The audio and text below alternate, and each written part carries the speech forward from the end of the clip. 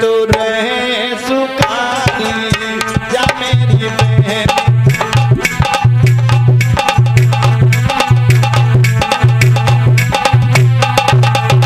बिना कर रहा है कंसराज जा मेरी बहन तू रहे सुखारी जा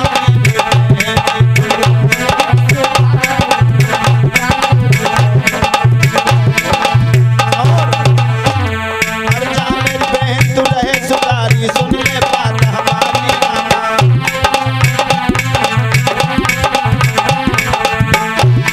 और सास ससुर की सेवा करना चरणों में हो तू बलिहारी जा मेरी बहन तू रहे सुखारी जा मेरी बहन।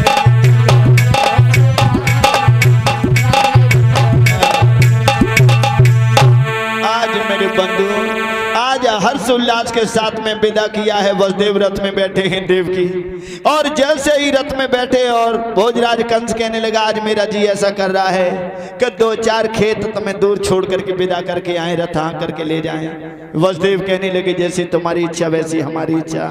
आज भोजराज कंस चला रहा है रथ को, लेकिन आकाशवाणी हुई भोजराज कंस जो तू अपनी बहन देवकी को हर्ष उल्लास के साथ में विदा करने के लिए जा रहा है, इसके 8वें गर्भ से तेरा काल उत्पन्न होगा और तू मारा जाएगा। इतना बढ़ करके जैसे ही कहा सोचने लगा ये तो आवाजें होती रहेंगी, चलाने लगा है। फिर क्या कंसराज तूने सुना नहीं जो बहन देवकी को हर्ष उल्लास के साथ में विदा करने के लिए जा रहा है इसी के गर्भ से तेरा काल उत्पन्न होगा और तू मारा जाएगा। सोई राशि छूट गई, तलवार ले ली, बहन देवकी के केस पकड़ लिए और रथ से नीचे उतार लिया है। मारने के लिए उद्यत हुआ सोई वसुदेव ने तलवार को पकड़ लिया। हे भोजराज कंस तुम्हारी तलवार ने बड़े बड़े वीरों का लहू पिया है, इस अबला पे तुम्हें तलवार चलाना शोभा नहीं देती है। लेकिन मैं ये दरवाजा भर रहा हूं जो जो भी बालक पैदा होंगे हम तुम्हारी कचहरी में हाजिर करते जाएंगे। विश्वास आ गया है, किस्म खवाई है, छोड़ दिए हैं वसुदेव और देवकी को। तो धीरे धीरे शनि शनि प्रथम बालक ने जन्म लिया और ये अमित पाल फरीदाबाद से आए हैं, रहने वाले तो यहीं के हैं। 101 रुपए की भेंट अर्पण करें, भगवान से निवेदन करेंगे सदा प्रसन्नचित रखें। प्रसाद ले जाइए बेटा अमित बाबू। और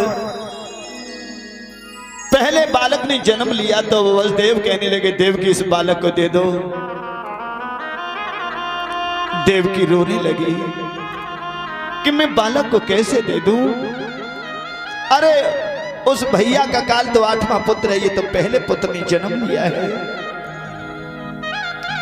वसुदेव ने छीन लिया गोदी में से, मैं वादा करके आया हूं, मैं अपना वादा अधूरा नहीं छोड़ना चाहता हूं।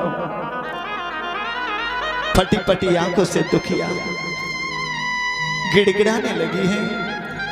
और मैं तो सच कहूंगा मां की ममता के बराबर दुनिया में किसी की ममता नहीं होती है।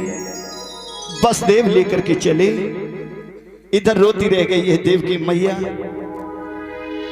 चलते चलते चलते चलते भोजराज कंस की कचहरी में दाखिल हो गए हैं। बड़े राजा बैठे हुए हैं, ऊंचे सिंहासन पर भोजराज कंस बैठा हुआ है। आइए वसुदेव आइए, अरे आइए, तुमने तो अपना वादा पूरा कर लिया। बालक को आगे ले गए। लो महाराज ये पहले बालक ने जन्म लिया है। वसुदेव ने कहने लगे ये पहले बालक ने जन्म लिया है, हम तुम्हारी कचहरी में हाजिर करने के लिए आए हो। भोजराज कंस ने देखा, भोजराज कंस कहने लगा ये मांस के लोथरे ने मेरा क्या बिगाड़ा है? अरे तुम ले जाओ इसको, जब 8वां पुत्र पैदा हो तब मेरी कचहरी में लेके आ जाना। आज मन ही मन में वसुदेव प्रसन्न हुए। चलो मां की ममता को लौटा दिया है और देवकी को दे दिया है। आज देवकी बड़ी हर्षित है। मेरे भैया ने दया करके बालक को छोड़ दिया। इधर देवताओं ने मीटिंग की, देवताओं ने मीटिंग की और कहा कि भोजराज कंस ऐसे ही दया जागृत करता रहा तो पाप का घड़ा नहीं भरा जाएगा और भगवान अवतार नहीं लेंगे। भोजराज कंस के पास में ब्रह्मपुत्र महर्षि नारद पहुंचे। महाराज सिंहासन से उठकर के खड़े हुए भोजराज कंस, नारद कहने लगे भोजराज कंस तुम्हारा चेहरा मलिन कैसा है? महाराज आपने आकाशवाणी नहीं सुनी? आहा सुनी तो थी, क्या कोई बालक ने जन्म लिया? भोजराज कंस कहने लगा है थोड़ी देर पहले और आ जाते तो उस बालक को देख लेते। क्या तुमने बालक वापस कर दिया? हाँ अब तुम्हारी मौत निश्चित है। अपने काल को वापस करके आनंद मना रहे हो और सच जब होता है, जब चतुर चूकता है तो 4 ठोकर खाता है महाराज। एकदम से कहने लगे क्यों महाराज, हमारा तो 8वां पुत्र काल है इसीलिए मैंने वापस कर दिया। भोजराज कंस कहने लगा तो 8 पंखड़ी का पुष्प लिया है नारद जी ने, उसी के द्वारा गिनवाने लगे। पंखड़ी गिनो 1 2 3 4 5 6 7 8। महाराज ये मेरा काल है। अब कहने लगे नारद अब इधर से गिनो, जहां गिनती समाप्त हुई वहां से गिनना चालू करो। 1 2 3 4 5 6 7 8। महाराज इसमें तो हर पंखड़ी 8वीं हो रही है और हर पंखड़ी पहली हो रही है। हाँ ऐसे ही तेरा कोई काल देवकी का पुत्र हो सकता है, तू उस काल को समाप्त करता जा। जैसे ही नारद की बात समझ में आई भोजराज कंस वहां से चला। मैं अभी जा रहा हूं। वही पहुंचा जहां देवकी मैया दुग्ध पान करा रही थी अपने बालक को। भोजराज कंस कहने लगा देवकी बहन अरे ये बालक को मुझे दे दो।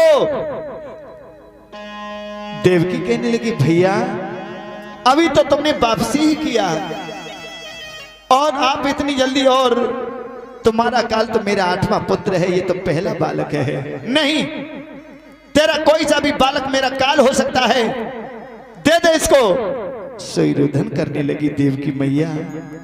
भैया न ले जाओ, जो मने किया है सोई उसकी गोदी में से उस बालक को खींच लिया और मांस के लोथरे को पत्थर की चट्टान में मार दिया।